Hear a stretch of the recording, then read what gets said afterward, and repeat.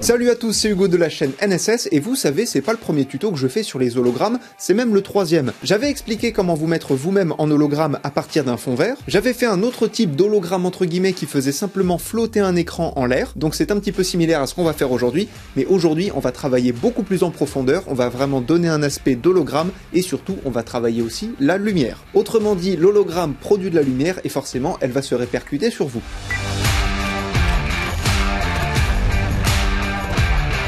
Petite parenthèse avant de passer au montage, bien évidemment pour le tournage, vous avez deux solutions qui s'offrent à vous. Soit vous faites comme moi et vous vous filmez sur fond noir, puisque l'effet que l'on va utiliser pour simuler la lumière sur nous n'influencera pas le fond puisque le fond est noir, tout simplement. Mais en revanche, si vous voulez un vrai décor, vous allez devoir tourner votre plan sur fond vert. Même si votre décor c'est votre chambre, vous allez devoir vous filmer vous sur fond vert et tourner un plan vide de votre décor. Mais pour tout ce qui s'apparente au fond vert, je vous renvoie vers les deux tutos que j'ai fait, je vous mets un lien en haut de l'écran. Bref, ceci étant dit, maintenant que vous avez vos rushs, on peut passer tout de suite sur Premiere Pro.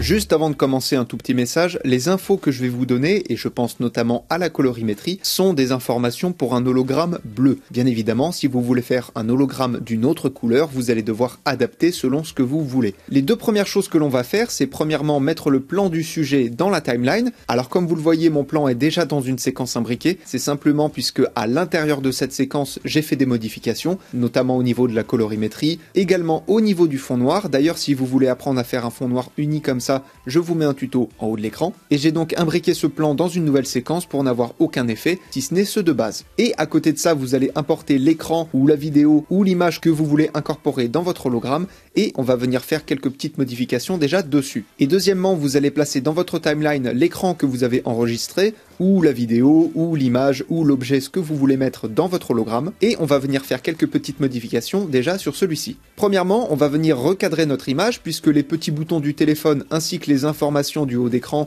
style l'heure, la batterie, etc., on va les enlever parce que ça ne nous intéresse pas. Donc dans votre fenêtre effet, vous allez venir taper recadrage, que vous glissez-déposez sur votre élément. Dans les options d'effet, vous allez sélectionner le mot recadrage, ce qui va vous afficher des petites barres, des petites limites, et vous allez pouvoir venir recadrer en haut et en bas, ou ailleurs si vous en avez besoin, pour ne garder que l'essentiel. Et là pour moi, ça me va très bien. Et une fois que vous avez fait ça, vous allez faire un clic droit sur votre élément, vous allez sélectionner imbriquer et vous cliquez sur OK. Quand vous regardez dans votre panneau projet, à l'endroit où se place le fichier qui va vous servir d'hologramme, vous avez quelques petites informations, en l'occurrence la taille, ici 720 par 1600. Et à partir de ces informations-là, on va venir retailler la séquence imbriquée qui contient notre élément qui va nous servir d'hologramme. Pour ça, dans votre panneau projet, vous allez chercher votre séquence, donc soit vous l'avez renommée avec un nom particulier, soit vous avez laissé le nom de base, c'est-à-dire séquence imbriquée suivi d'un numéro, pour moi c'est la numéro 13, et vous allez venir chercher cet élément dans votre panneau projet. Donc en l'occurrence ici, c'est la séquence imbriquée numéro 13, elle est juste là, je vais faire un clic droit dessus, je vais aller dans réglage de la séquence, et là je vais rentrer les informations qu'on a vues juste avant. Donc horizontalement, je veux 720, et verticalement, je veux 1600, et vous faites OK.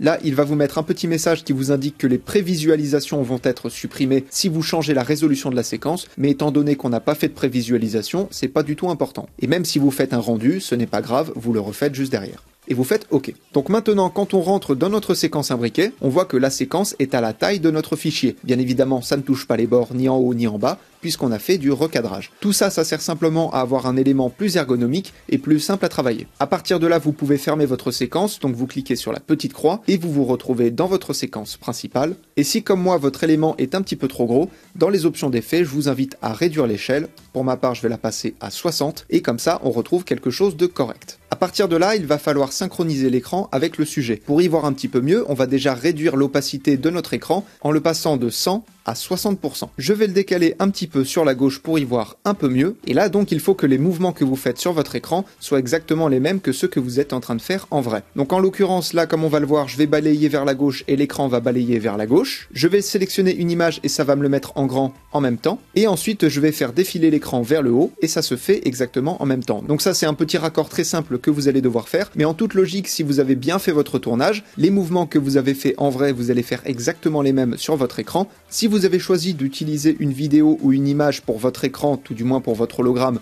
vous n'aurez pas beaucoup de problèmes pour le tournage. En revanche, si comme moi vous avez choisi d'utiliser une application et de faire des mouvements, de vous déplacer dans cette application, il va y avoir une partie de tournage qui va être très importante de bien réaliser pour ne pas avoir de problème en post-production. Ce que je vous conseille de faire, c'est de voir quels mouvements vous pouvez faire sur l'application, en l'occurrence des mouvements vers la gauche, vers la droite, vers le haut ou vers le bas, ou de cliquer sur quelque chose pour ouvrir une nouvelle fenêtre. Ce que je veux dire par là, c'est que vous allez définir un chemin d'action qui va vous amener au résultat final, puisque si par exemple vous faites un slide vers la gauche et un slide vers le haut, alors que l'application ne vous permet pas de faire un slide vers le haut à cet endroit-là, vous allez être embêté. Donc déjà faites des tests sur l'application, que ce soit Instagram, YouTube, TikTok, Facebook, ce que vous voulez. Une fois que vous avez défini ce chemin, vous allez le faire en vrai, et une fois que vous allez devoir record de votre écran, vous allez simplement visualiser ce que vous avez fait, les mouvements que vous avez fait en vrai, et reproduire ces mêmes mouvements sur votre écran pendant que vous regardez ce que vous avez fait en vrai. Et une fois que vous avez fait le raccord entre les gestes et l'écran, ça doit vous donner ceci. Donc là, je slide à gauche,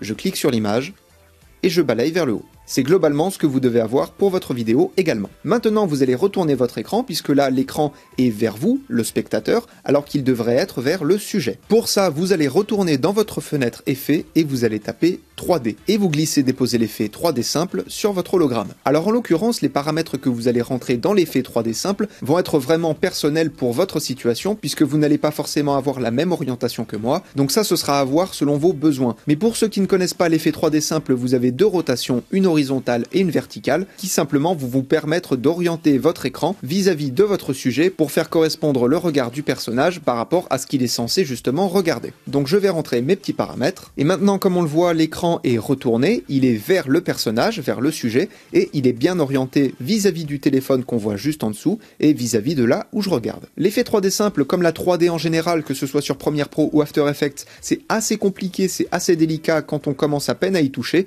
donc prenez le temps, faites des tests et essayez de faire au mieux pour correspondre la perspective de votre écran vis-à-vis de votre sujet. Et une fois que vous avez fait ça, si vous en ressentez le besoin, n'hésitez pas à replacer votre hologramme dans l'espace en utilisant le paramètre de position notamment ou même le paramètre d'échelle si vous voulez le rendre plus grand ou plus petit et donc le replacer au mieux pour plus de réalisme. Pour ma part ici, ça me correspond très bien. Maintenant qu'on a fait le moins intéressant, on va passer enfin à l'esthétique de l'hologramme et là on va pouvoir vraiment s'amuser avec les effets. Premièrement, on va venir lui donner notre couleur et en l'occurrence, comme je vous l'ai précisé, c'est le bleu. Donc les informations que je vais vous donner sont pour un hologramme bleu, mais vous allez pouvoir reprendre plus ou moins les mêmes informations selon la couleur que vous voulez donner. Je vais vous montrer quelques exemples. Donc dans votre fenêtre effet, vous allez taper l'effet couleur et vous glissez déposer l'effet couleur lumétrie. Ça, c'est un effet qu'on commence pas mal à connaître quand on travaille sur Premiere Pro, notamment pour la colorimétrie. Dans vos options d'effet, vous allez développer les corrections de base et là, on va venir modifier seulement 3 paramètres. On va modifier la température et la passer de 0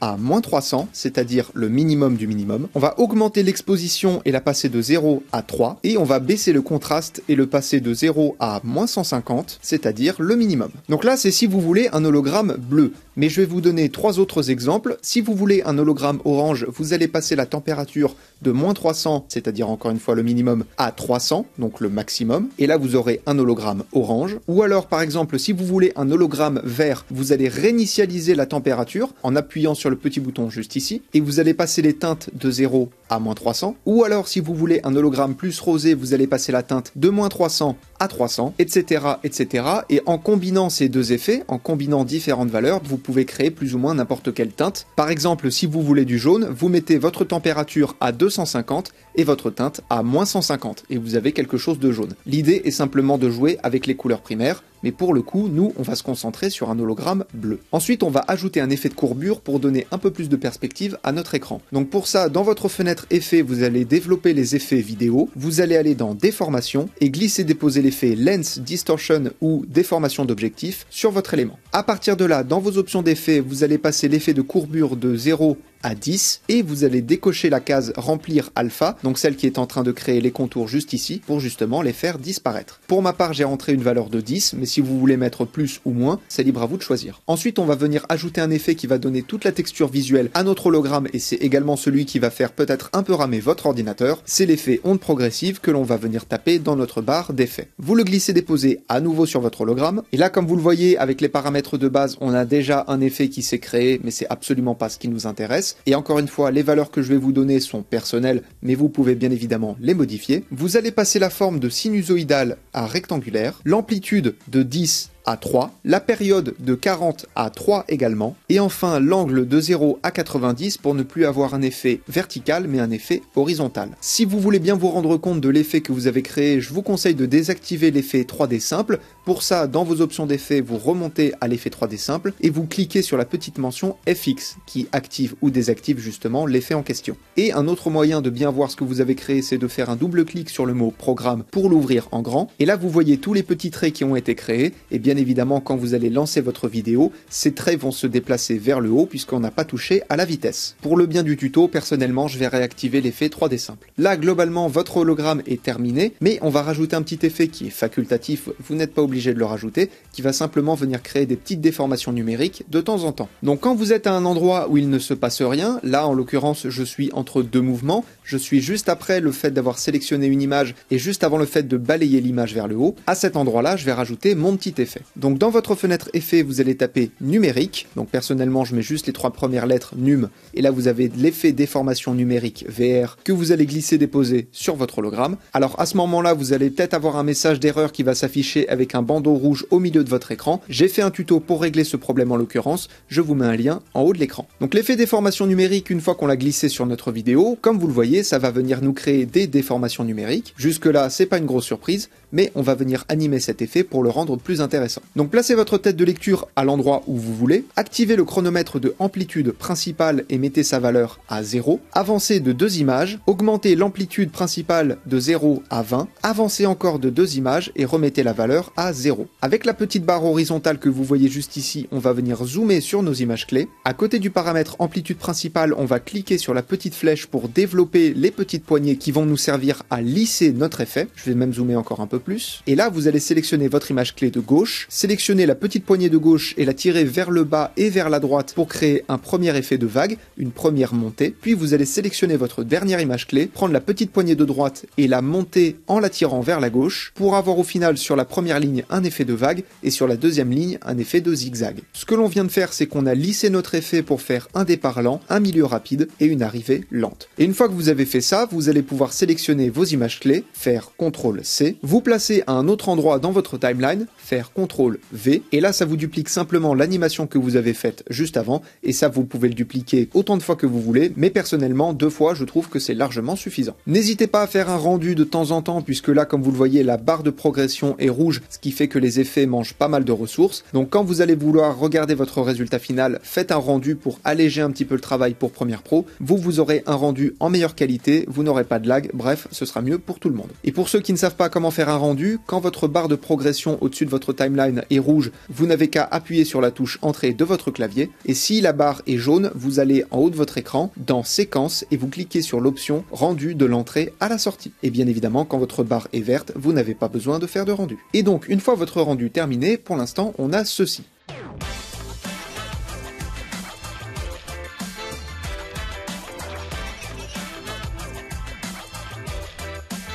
Mais on n'a pas encore fini, il nous reste quelques petites choses à faire. Dupliquez votre hologramme, donc vous faites Alt enfoncé, clic enfoncé, vous levez votre rush, vous relâchez le clic et vous relâchez Alt. Dans votre fenêtre effet, vous allez taper flou et vous allez glisser déposer l'effet flou gaussien sur votre deuxième hologramme. Rappelez-vous que le rush du bas, c'est bien évidemment votre sujet. Descendez tout en bas de vos options d'effet et vous allez passer le flou de 0 à 40. À quoi ça nous a servi? Ça nous a simplement servi à donner un petit effet de glow. Quand on regarde les côtés de notre image ou au niveau du texte, on voit qu'il y a une petite lueur qui s'est créée. Donc le rush du bas nous a simplement servi à créer cet effet-là pour donner un peu plus de texture visuelle. Maintenant, il ne nous reste que 2 petites choses à faire. Premièrement, l'animation de l'apparition de notre hologramme. Alors si vous n'avez pas fait de geste pour faire apparaître votre hologramme, vous pouvez très bien le faire avec une transition quelconque, que ce soit un fondu, que ce soit un déplacement, que ce soit avec un effet de glitch. Ça irait d'ailleurs super bien avec un hologramme, c'est thématique. Je vous mets un lien en haut de l'écran vers la playlist de toutes les vidéos que j'ai faites sur les transitions, vous trouverez forcément quelque chose qui va vous intéresser. Donc pour faire notre animation d'apparition, on va déjà imbriquer nos 2 éléments, donc l'hologramme normal plus celui qui est flou. Donc pour ça, vous sélectionnez vos 2 rushs, vous faites un clic droit, vous sélectionnez imbriquer et vous faites OK. Bien évidemment, si vous voulez renommer votre séquence hologramme, vous pouvez très bien le faire. Et une fois que c'est fait, vous faites OK. Pour la petite animation d'apparition, vous allez regarder votre vidéo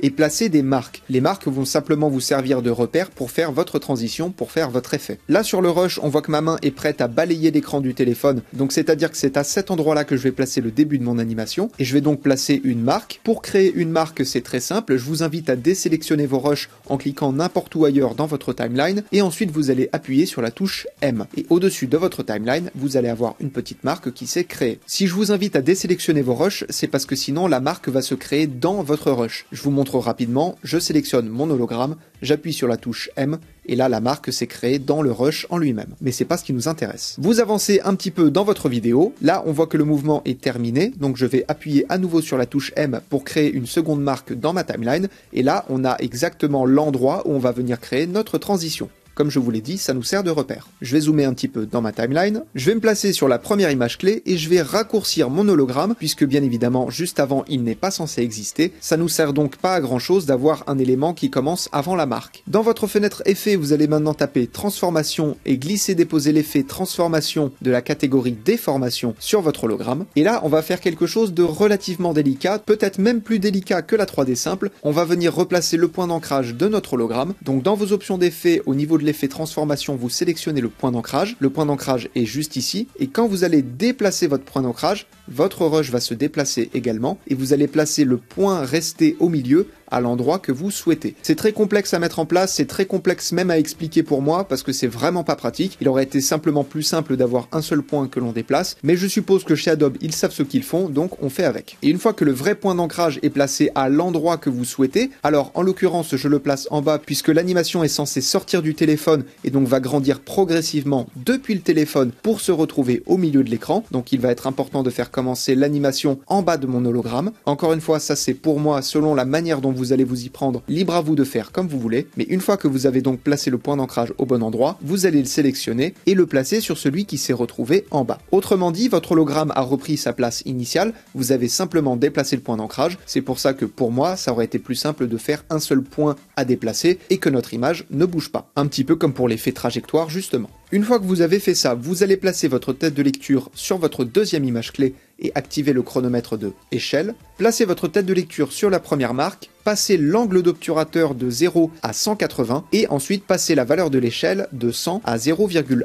Alors pourquoi 0,1 et pas 0? Tout simplement puisque quand l'angle d'obturateur a une certaine valeur, si je mets la valeur de l'échelle à 0, le logiciel ne va pas comprendre et va me laisser l'échelle à 100. Donc mettez-la à 0,1, de toute façon avec la vitesse, on ne voit pas la différence. Une fois que vous avez rentré vos valeurs, vous allez zoomer un petit peu dans vos images clés, toujours avec la poignée du bas. Comme tout à l'heure, on va cliquer sur la petite flèche à côté du paramètre d'échelle et sélectionner les images clés pour développer les petites poignées et on va uniquement déplacer celle de droite en l'abaissant et en la tirant un petit peu vers la gauche. Comme ça, on va avoir un départ rapide et une arrivée très très lente. Tout du moins, une arrivée qui sera beaucoup plus lissée que si on l'avait laissé en linéaire. Et du coup, ça vous donne quelque chose comme ça.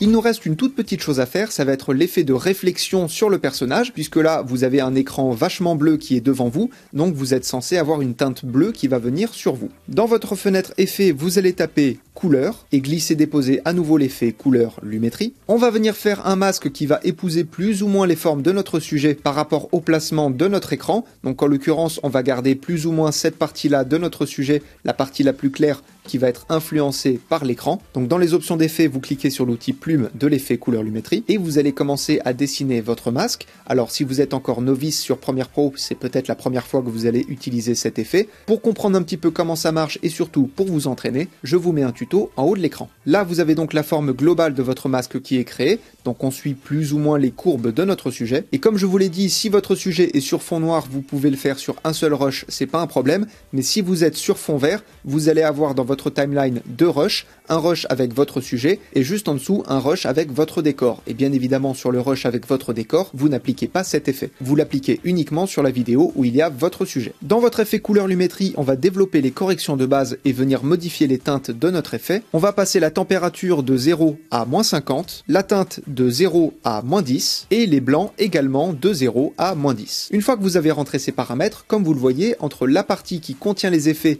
et la partie qui n'en contient pas, il n'y a aucune transition, on passe directement du bleu au orange. Donc on va venir augmenter les contours progressifs du masque pour créer plus de transition. Dans les options d'effet au niveau de votre masque, vous allez passer de 10 à 300. Vous pouvez également augmenter un petit peu l'expansion du masque ou même le replacer un petit peu. Pour ma part, je vais la passer de 0 à 30. Et maintenant, on a la lueur bleutée qui vient se refléter sur notre visage. Il ne nous reste plus qu'à animer l'apparition de cette lumière et on aura terminé. Pour faire ça, placez-vous sur votre deuxième marque. Dans vos options d'effet, au niveau du masque de couleur lumétrie, activez le chronomètre de opacité du masque. Placez-vous ensuite sur votre première marque et passez l'opacité du masque de 0 à 100%. Et donc là, on retrouve la couleur originelle de notre sujet. Et pour finir, on va une dernière fois zoomer sur nos images clés et cliquer sur la petite flèche à côté du chronomètre pour développer les images clés en l'occurrence. Et là, on va modifier la petite poignée de l'image de droite exactement comme on l'a fait pour l'apparition de l'hologramme. Donc on la descend un petit peu et on la tire vers la gauche. Comme ça, l'apparition de la lumière a exactement le même comportement au niveau de l'animation que l'apparition de l'hologramme. Et une fois que tout cela est fait, ça nous donne ceci.